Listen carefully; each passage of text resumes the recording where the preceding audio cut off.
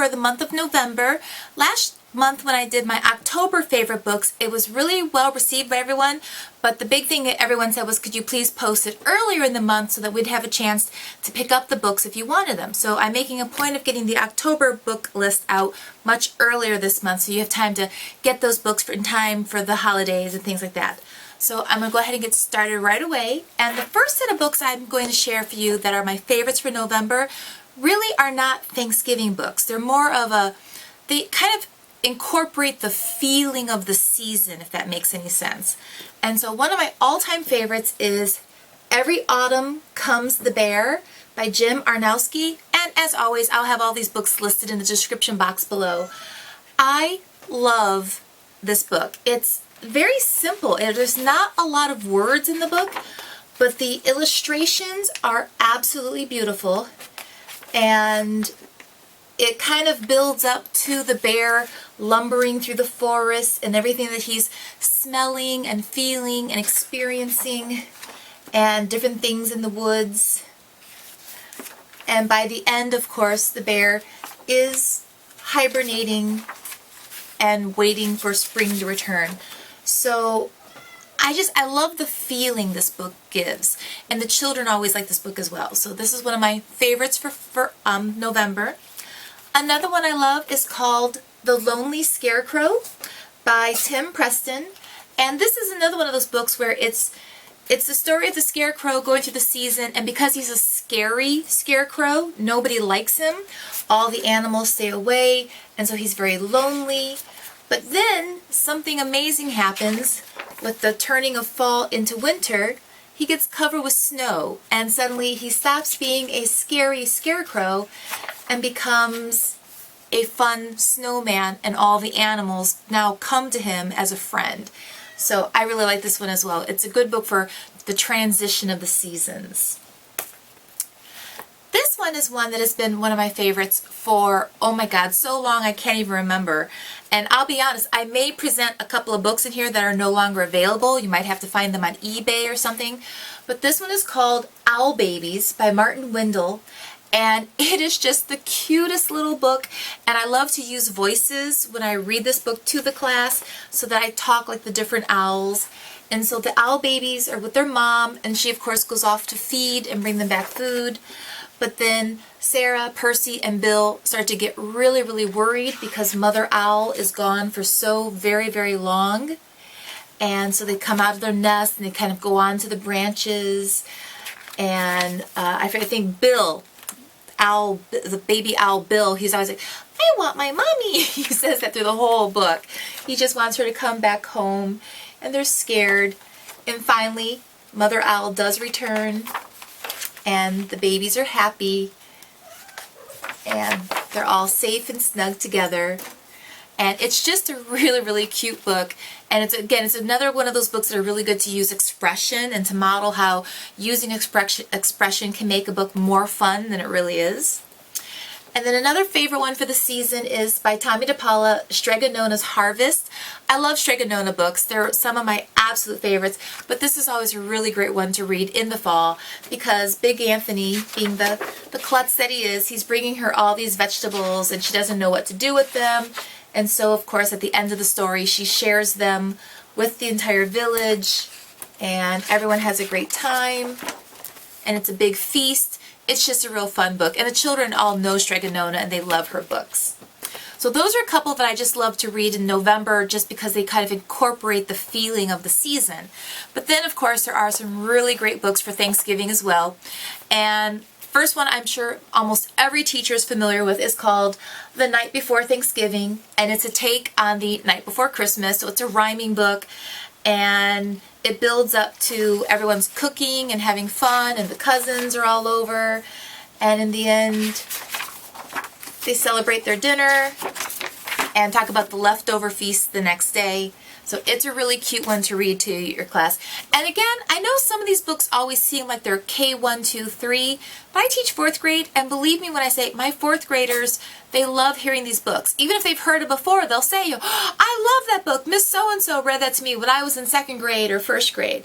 So the kids love to hear it. It's like revisiting an old friend. And then another one that's a lot of fun is We Gather Together, Now Please Get Lost by Diane DeGroat. And this is one of the Gilbert books. And Gilbert is a possum, and he's not always a nice possum. He's kind of grumpy and a little sneaky. But by the end of the lesson, by the end of the book, he always learns some kind of lesson and appreciates his friends and his family a little bit more than he did the day before. So it's a really cute book, and it's one of those books that has a moral to the story. And so this is a really good book to use if you're about to have like a classroom circle time or a discussion time, or even maybe you're experiencing someone who's being a little bullying in the room, and so you want to maybe read this first before launching into a classroom discussion. This is a real good book for that one. Okay, and then another one that I love is I Know an Old Lady Who Swallowed a Pie. This is the only book other than I Know an Old Lady Who Swallowed a Fly that I actually like. I know they've now made one for Halloween and for Easter and for Valentine's Day, and honestly I think a lot of those books are really just kind of stupid. That's a terrible thing to say about a book, but the stories, they just don't make any sense. There's almost no point to them.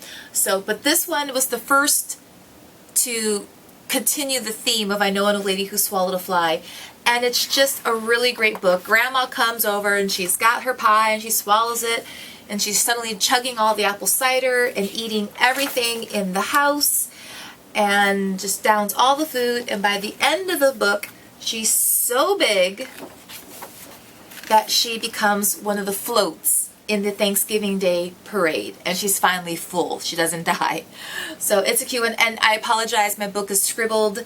I'm gonna have to maybe, if I can't erase this, buy a new one, because this is one of my classics, but somebody scribbled it at the end of last year, because I do try to share my books with the kids. So yeah, unfortunately sometimes that happens. Another really cute one is The Story of the Pilgrims by Catherine Ross. I like this one because it's not too much. There's another book that a lot of teachers read every year called Oh, What a Thanksgiving, where it compares Thanksgiving long ago to Thanksgiving today. And I personally like the book, but I find that this book bores the kids. It's a little too long to be just a picture book, and so I find that the children tune out and just kind of stop listening. And so if you're going to read this one to your class, I really recommend making this one a two-part. Read the first half in the morning and then read the second half in the afternoon. So this way it's not such a long stretch of listening. But yeah, I don't know why, but the kids don't seem to like this one as much as they like this one. This one is a little bit more simple, and it tells the story of the first Thanksgiving and coming over on the Mayflower and meeting Squanto and the first winter. And so yeah, this one seems to hold their attention better than the other one. And I'm having a hard time turning pages today for some reason. So yeah, and so here you see a picture of the first Thanksgiving with the Pilgrims and the Native Americans, and then a picture of the feast. And I like this book too because it has the cornucopia in it. Most of my students, every year, you give them a coloring sheet of a cornucopia filled with vegetables, and they're like, what is this? So with this, you can actually talk about what is a cornucopia. It's a basket for sharing food. So yeah, this is a really, really cute one. And then one thing about Thanksgiving is I do like tradition, and I'm like that with my dinner, and I'm like that even with my books. So this is one, if you don't mind singing, because you do have to sing this one to the class. If you just read it, it's very boring. But if you sing it, they'll listen to you for the whole book. But this is Over the River and Through the Wood, a Thanksgiving poem by Lydia Maria Child and illustrated by Christopher Manson. And this is actually one of those board books. I was trying to find this in a paperback, and for the year I was looking, I couldn't find it. But this is a really cute one. And the illustrations are lovely because it really does show what Thanksgiving would have looked like in a northern climate, a long time ago before cars and things. So the pictures are really great. And most of the children, because they've seen Snoopy and Charlie Brown's Thanksgiving, they know like the first couple of sentences of this, and like, I know that, but then nobody knows all the words to it. So this way you could actually sing them the whole song. and let them hear what it's about. And they really do like the illustrations. And because this is a smaller book, sometimes I'll actually use my Elmo and my whiteboard and project it real big on the wall as I'm reading it to them. And the kids will always have lots of questions about the pictures. Okay. Alright. Another Thanksgiving book that I like to read to my class is Fancy Nancy, Our Thanksgiving Banquet. This is a cute one because if you're familiar with Fancy Nancy, and I think most teachers are, she likes everything to be ooh la la, super French and super cute and super adorable, which is a lot like me actually. Thanksgiving's one of her favorite holidays because everything is fancy and they do use their best dishes and their napkins and their tablecloths. So it's right up her alley. But this year, she doesn't want to sit at the children's table. She wants to sit at the adult table where all of the really fancy stuff is. And so she gets her wish and she sits there, but she finds out that sitting at the adult table is actually kind of boring because the adults are sort of ignoring her and having their own conversations. So by the end of the book, she is perfectly happy to go back to the kids' table and make some arts and crafts with them and have fun.